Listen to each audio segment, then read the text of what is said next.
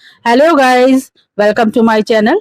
आप सब लोग कैसे हैं? उम्मीद करती हूँ कि आप सब लोग भी अच्छे होंगे और मैं भी बहुत बढ़िया हूँ। वैसे तो भारत के अलग अलग हिस्सों में कई ऐसे मंदिर हैं जो अपने इतिहास और अपनी परंपराओं के साथ साथ अपनी वास्तुकला के लिए भी प्रसिद्ध हैं।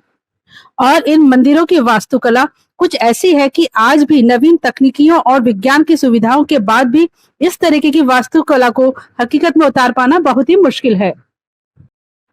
आज हम आपको एक ऐसे ही मंदिर में लेकर चल रहे हैं जो कि महाराष्ट्र के औरंगाबाद की एलोरा गुफाओं में से गुफा नंबर 16 में स्थित है। यह मंदिर सिर्फ एक चट्टान को काटकर और तराशकर बनाया गया है। इस मंदिर को 7,000 मजदूरों ने बनाया था और इस मंदिर को बनाने में 18 वर्ष लगे थे। लेकिन जिस तरीके से इस मंदिर को बनाया गया है, उससे अनुमान लगाया जाता है कि इस मंदिर के निर्माण में कम से कम 100 से 150 वर्ष का समय लगना चाहिए था। कैलाश मंदिर का निर्माण राष्ट्रकूट वंश के राजा कृष्ण प्रथम के द्वारा सन 756 से सन 773 के दौरान कराया गया।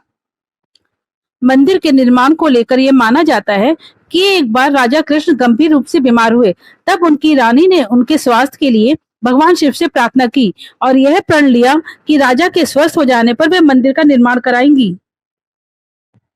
और मंदिर के शिखर को देखने तक व्रत धारण करेंगी। राजा का स्वास्थ्य जब अच्छा हो गया तो मंदिर के निर्माण के प्रारंभ होने की बारी आई। जब रानी को ये पता लगा कि मंदिर के निर्माण में तो बहुत समय लगेगा, ऐसे में व्रत रख पाना इतने लंबे समय के लिए बहुत मुश्किल है, तब रानी ने भगवान शिव से सहायता मांगी और उनको इसके बाद भूमि अस्त्र प्राप्त हुआ जो कि पत्थर को भी भाप बना सकता था। और कहा जाता है कि इसी अस्त्र की मदद से मंदिर का निर्माण इतने कम समय में संभव हो पाया और बाद में इसी अस्त्र को भूमि के नीचे कहीं छुपा दिया गया। 276 फुट लंबे और 154 फुट चौड़े इस मंदिर को सिर्फ एक ही चट्टान को तराशकर बनाया गया है। कहा जाता है कि इस चट्टान का वजन लगभग 40,000 टन था। 90 फुट ऊंचे कैलाश मंदिर की सबसे बड़ी विशेषता यह है कि इसे ऊपर से नीचे की तरफ तराशा गया है। कैलाश मंदिर एक ही पत्थर से निर्मित विश्व की सबसे बड़ी संरचना है। इस मंदिर में प्रवेश द्वार, मंडप और कई तरीके की मूर्तियां हैं। 2 मंजिल में बनाए गए इस मंदिर को भीतर तथा बाहर दोनों ओर मूर्तियों से ही सजाया गया है। कैलाश मंदिर के नीचे कई हाथियों का निर्माण किया गया है और यह मंदिर उन्हीं हाथियों के ऊपर टिका हुआ है। कहा जाता है कि औरंगजेब ने इस मंदिर को नुकसान पहुंचाने का बहुत प्रयास किया था, लेकिन छोटे मोटे नुकसान के अलावा वे किसी भी प्रकार की क्षति पहुंचाने में असफल रहा। मंदिर के नीचे स्थित कुछ गुफाओं को हाई रेडियो एक्टिविटी के चलते बंद कर दिया गया, जो कि आज भी बंद ही हैं। ऐसा माना जाता है कि ये हाई रेडियो एक्टिविटी का कारण वही भूमि अस्त्र है जो कि मंदिर के नीचे छुपा दिया गया था।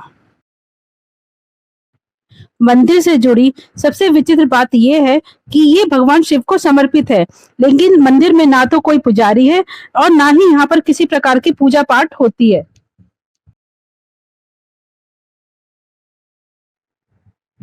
कैलाश मंदिर भगवान शिव के निवास स्थान को साक्षी मानकर उन्हीं के कैलाश पर्वत के भांति इसका निर्माण किया गया था। और आपको ये जानकर हैरानी होगी कि कैलाश मंदिर 276 फुट लंबा और 154 फुट चौड़ा है। इस मंदिर को एक बड़े से पहाड़ की चट्टान को काटकर तराशा गया, जैसे कोई शिल्पकार किसी मूर्ति को बनाता है।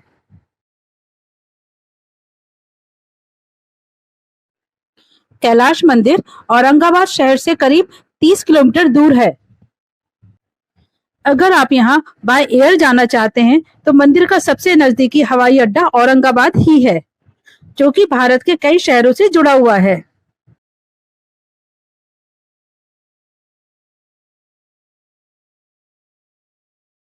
और अगर आप बाय ट्रेन आना चाहते हैं तो औरंगाबाद रेलवे स्टेशन से कैलाश मंदिर की दूरी लगभग 28 किलोमीटर है। और अगर आप बाय रोड आना चाहते हैं तो देश के सभी बड़े शहरों से औरंगाबाद पहुंचने के लिए बस सेवा भी उपलब्ध है। पुणे से मंदिर की दूरी लगभग 250 किलोमीटर है। इसके अलावा मुंबई से कैलाश मंदिर लगभग 330 किलोमीटर की दूरी पर स्थित है। कैलाश मंदिर के मुख्य द्वार में प्रवेश करने के बाद कमल के फूल पर विराजमान गज लक्ष्मी की नक्काशीदार मूर्ति दिखाई देती है और दो बड़े हाथियों को एक मटके से गज लक्ष्मी पर पानी डालते हुए दर्शाया गया है, जबकि नीचे दो छोटे हाथियों को कमलों वाले तालाब से मटके भरते हुए दिखाया गया है। पहाड़ी के किनारे पर बने हुए परिक्रमा पथ पर 5 सहायक मंदिर 3 नदियों देवियों गंगा, जमुना और सरस्वती के सम्मान में बनाए गए हैं। मुख्य मंदिर के दोनों ओर ध्वज स्तंभ के पीछे वाली बाहरी दीवार पर महाभारत और रामायण के दृश्यों की 2 दिलचस्प पट्टिकाएं हैं। रामायण पट्टिका 7 पंक्तियों में कई दृश्य दर्शाती हैं, जैसे कि भगवान राम का अयोध्या से जाना, भरत का उन्हें वापस लौटने के लिए मनाना, शूर्पणखा के वन दृश्य, रावण द्वारा देवी सीता का अपहरण, भगवान राम का हनुमान से मिलना, हनुमान द्वारा लंका पहुंचने के लिए समुद्र पार करना, अशोक वन, रावण के दरबार का दृश्य और अंतिम पंक्ति में वानर सेना द्वारा लंका तक पहुंचने के लिए पत्थरों का एक पुल बनवाने का दृश्य भी है। महाभारत पट्टिका में भी 7 पंक्तियां हैं। भगवान श्री कृष्ण के रोमांचक कारनामों को नीचे की 2 पंक्तियों में दिखाया गया है और महाभारत युद्ध, अर्जुन की तपस्या और महाभारत के वर्णित किरात और अर्जुन की लड़ाई के दृश्यों को भी इसमें दिखाया गया है। एलोरा का कैलाश मंदिर एक ऐसा स्थान है जहां स्थापत्य प्रतिभा और अध्यात्मवाद दोनों एक साथ विद्यमान हैं। एक आम सहमति ये भी है कि इसके बाद कोई भी भारतीय राजवंश ऐसी राजसी संरचना बनाने में सक्षम नहीं रहा। एक ऐसा ही मंदिर बनाने के लिए जैनों द्वारा प्रयास किया गया था, किंतु वह बहुत छोटे पैमाने पर ही हो सका और उसे अधूरा ही छोड़ना पड़ा। कहते हैं प्रवेश द्वार प्रवेश का मुख्य बिंदु है और भूलोक से स्वर्गलोक तक जाने के मार्ग का प्रतीक है।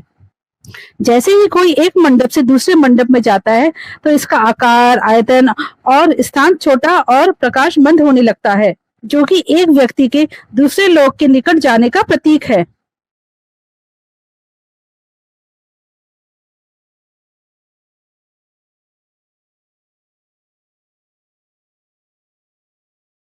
गाइस, इसी के साथ ही मैं अपने व्लॉग को यहीं पर खत्म करती हूँ। अगर आप लोगों को पसंद आया हो तो लाइक और सब्सक्राइब जरूर कीजिएगा और कमेंट करना तो बिल्कुल मत भूलिएगा। Thank you.